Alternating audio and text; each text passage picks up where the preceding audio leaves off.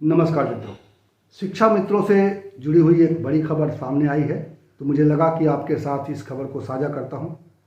शिक्षा मित्रों के बारे में चर्चा के लिए सरकार ने आज एक बैठक बुलाई थी और शिक्षा मित्र संगठन से जुड़े हुए तमाम जितने भी अलग अलग संगठन हैं, शिक्षा मित्रों की लड़ाई लड़ रहे हैं, उन तमाम संगठनों के प्रतिनिधियों को आज बुलाया गया था और निदेशक बेसिक शिक्षा, सचिव बेसिक शिक्षा परिषद और संयुक्त निदेशक बेसिक शिक्षा, इनके साथ, इन अधिकारियों के साथ शिक्षा मित्रों के संगठनों के प्रतिनिधियों की आज बैठक हुई। ये बैठक करीब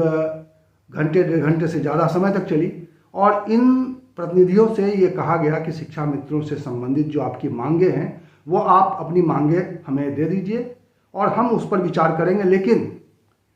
माना ये जा रहा था, इस बैठक को जब बुलाया गया था तो शिक्षा मित्रों के जो संगठन हैं उनमें एक उम्मीद जागी थी कि शायद समायोजन को लेकर जो चर्चा चल रही है, जो लगातार मांग चल रही है, जिसको लेकर एक आंदोलन चल रहा है सोशल मीडिया पर और तरह तरह के प्लेटफॉर्म्स पे, जिस तरह से शिक्षा मित्र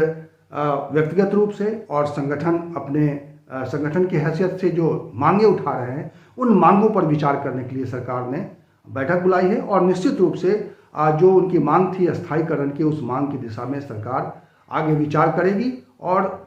इसी उम्मीद के साथ शिक्षा मित्र संगठन से जुड़े हुए तमाम नेता प्रतिनिधि जो वहाँ पहुँचे थे और उनको उम्मीद थी कि आज कोई इस बारे में कोई ठोस बातचीत सामने आएगी। लेकिन जो लबो-लुआब आया है सामने, जो बातचीत हुई है और उसके बाद जो इन्होंने शिक्षा मित्रों के प्रतिनिधियों ने जो बयान जारी किया है, उसमें एक निराशा दिखाई दे रही है। उसमें साफ तौर पर यह दिखाई दे रहा है कि सरकार ने उनकी मांगों को लेकर गंभीरता नहीं दिखाई है। जो अधिकारी हैं जिनकी चर्चा मैंने की कि निदेशक बेसिक शिक्षा, सचिव बेसिक शिक्षा परिषद और संयुक्त निदेशक बेसिक शिक्षा, ये जो अधिकारी थे, ये कोई ठोस बात उनको, कोई ठोस वादा उनको नहीं कर सके। और उन्होंने ये जरूर कहा है कि आपकी जो समायोजन की मांग है, उस मांग के बारे में हम मुख्यमंत्री से वार्ता करेंगे और फिर आपके पास आएंगे। लेकिन जो जिस तरीके से जो घटनाक्रम हुआ, उससे जो शिक्षा मित्र वहाँ से निकल कर आए हैं और उनसे जो मेरी बातचीत हुई है, उससे एक साफ दिखाई दे रहा है कि सरकार ने उनकी मांगों को लेकर गंभीरता नहीं दिखाई है और प्रतिनिधि जो शिक्षा विभाग के प्रतिनिधि थे, बेसिक शिक्षा विभाग के जो प्रतिनिधि थे, अधिकारी थे, वो किसी तरह का ठोस आश्वासन देने की स्थिति में नहीं थे। उनसे उन्होंने ये ज़रूर कहा कि उनकी जो शिक्षा मित्रों की मानदेय बढ़ाने की जो मांग है, उस मांग पर विचार करते हुए सरकार ने उनके मानदेय में बढ़ोतरी कर दी है और अभी उनके लिए जो नए मानदेय जो जारी किए गए हैं, सरकार ने बजट में जो अनुपूरक बजट में जो धनराशि उपलब्ध कराई है, वो राशि मुहैया कराई दी गई है। लेकिन सवाल ये भी है कि उस बजट को पास हुए कितना समय हो गया और उस बजट के ढेर सारे जो मद में जो पैसे अलॉट हुए थे, उनके सभी खर्चे पूरे हो गए और अभी तक शिक्षा मित्रों के लिए इस महीने में जाकर आवंटन हुआ है और वो भी अभी शिक्षा मित्रों के खाते में वो पैसा गया नहीं है। दिवाली हम सब के सामने है, 4 तारीख को दिवाली है, आज 1 तारीख को हम बात कर रहे हैं। कितनी तेज़ी से सरकार काम करेगी कि दिवाली में भी शिक्षा मित्रों को बढ़े हुए मानदेय मिल पाएगा, इसकी उम्मीद इसका भी कोई ठोस आश्वासन एक तरीके से नहीं है। हालांकि कहा गया कि वो जारी हो गया है और लेकिन देखिए कि अब शिक्षा मित्रों के खाते में वो राशि कब पहुंचती है। आज तक तो नहीं पहुंची है। अब देखना यह है कि ये दिवाली से पहले उनके खाते में आ जाता है या इसमें भी कुछ समय लग जाता है। और सबसे बड़ी बात है कि अस्थायीकरण की मांग को लेकर जो सबसे बड़ी निराशा सामने आई है, वो सबसे बड़ी बात है। और अब ऐसा लगता है कि इस सरकार की जो मंशा है, वो शिक्षा मित्रों की उस मांग को पूरा करने की मंशा नहीं है, क्योंकि इसको लेकर एक राजनीति भी चल रही है। हम सभी जानते हैं कि इसको लेकर किस तरह से शिक्षा मित्र संगठन के लोग या शिक्षा मित्र संगठन के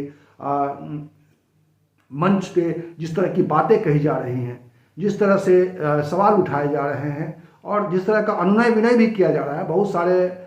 मैंने देखा है कि सोशल मीडिया पर बहुत सारे शिक्षा मित्रों की ओर से सरकार से लगातार अनुरोध किया जा रहा है, विरोध प्रदर्शन भी किया जा रहा है, काली पट्टी लगाकर प्रदर्शन भी किया जा रहा है। लेकिन ऐसा लगता है कि सरकार उनकी अस्थायीकरण की उनकी मांग को लेकर बहुत गंभीर नहीं है। और आज की बातचीत में ये साफ हो गया कि उनका कम से कम इस सरकार में अस्थायीकरण शायद इतना आसान नहीं होगा। हालांकि अधिकारियों ने वादा किया है कि वो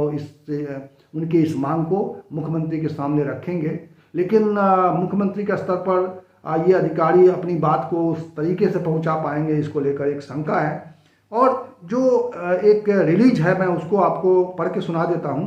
कि मानदेय पर जो चर्चा हुई उसकी जो है सभी संगठनों के द्वारा एक मत से नियुक्ति के समय जो अध्यापकों का वेतनमान प्रारंभ होता है उसकी मांग की गई। यानी जो 36,000 के आसपास जो सैलरी थी जो शिक्षकों की शुरुआत में जब इनका अस्थायीकरण हुआ था तब जो मिल रहा था उसकी मांग रखी गई, लेकिन कहा यह गया कि अभी इस पर कोई विचार संभव नहीं है। अभी मानदेय जो बढ़ाया गया है उसको जारी किया जा रहा है और अस्थायीकरण की जहां तक बात है वो मुख्यमंत्री महोदय से इसकी चर्चा की जाएगी और अगर कोई सकारात्मक उधर से जवाब आता है तो हम आपसे फिर से इस पर चर्चा करेंगे। तो फिलहाल इतनी ही सी बात है, लेकिन अब ये समझ में आ गया है कि अब ये मामला पूरा पेचीदा हो चुका है और इस सरकार की मंशा शिक्षा मित्रों के अस्थायीकरण को लेकर लगभग साफ हो चुका है। हम सबको मालूम है, शिक्षा मित्रों को मालूम है कि किस तरह से वादे किए गए थे चुनाव के पहले, किस तरह से प्रधानमंत्री ने, देश के इस वक्त जो गृह मंत्री हैं अमित शाह ने और प्रदेश के मुख्यमंत्री योगी आदित्यनाथ ने किस तरह से सकारात्मक बातें की थी कि और ऐसी उम्मीद की जा रही थी कि शिक्षा मित्रों के अस्थायीकरण की मांग को गंभीरता से यह सरकार विचार करेगी। लेकिन इस सरकार के 4.5 साल से अधिक होने जा रहे हैं और अब तो चुनाव बेहद करीब है और लेकिन शिक्षा मित्रों की इस मांग को लेकर सरकार की गंभीरता अब बिल्कुल ओपन हो गई है, साफ हो गई है। कितनी गंभीर है, कितनी इस मांग को लेकर विचार करने की स्थिति में है, ये साफ पता चल गया है। और ऐसा लगता है कि अधिकारियों को शिक्षा मित्रों की मंशा को टटोलने के लिए ही ये बैठक बुलाई गई थी और कई शिक्षा मित्र के जो संगठनों के प्रतिनिधि हैं वो ये कह रहे थे कि आज की बैठक से हमें बहुत निराशा हुई और ऐसा लगा कि इस बैठक की ज़रूरत ही नहीं थी, इस बैठक की कोई आवश्यकता नहीं थी और इस बैठक में हमारा समय खराब किया गया, हमारा श्रम खराब किया गया। दिवाली के मौके पर ढेर सारे प्रतिनिधि जो है दूसरे जिलों से चलकर आए थे, उनका खर्चा हुआ है और शिक्षा मित्रों की जो हालत है इस वक्त,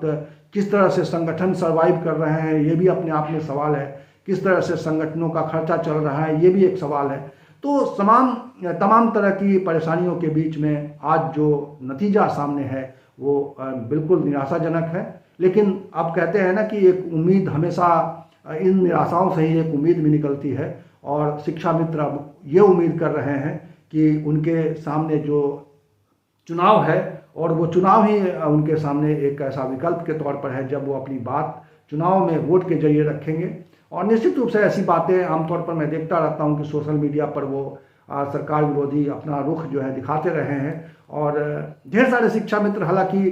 योगी आदित्यनाथ से आग्रह भी करते रहे हैं, लगातार एक अनुनय विनय भी दिखाई दिया है, लेकिन नतीजा सामने है कि शिक्षा मित्रों की ये मांग फिलहाल अनसुनी है। और आज जो बैठक हुई है जिसके बारे में ये उम्मीद की जा रही थी कि ये बैठक किसी नतीजे पर पहुंचेगी, किसी सकारात्मक फैसले को लेकर सामने आएगी, लेकिन ये बैठक एक तरह से निरर्थक साबित हुई है और शिक्षा मित्रों के बारे में सरकार एक बार कोई ठोस फैसला करने में एक बार फिर नाकाम हुई है। इस वीडियो में इतना ही। इसी तरह की चर्चा के साथ मैं मिलूंगा अगले वीडियो में, तब तक के लिए नमस्कार।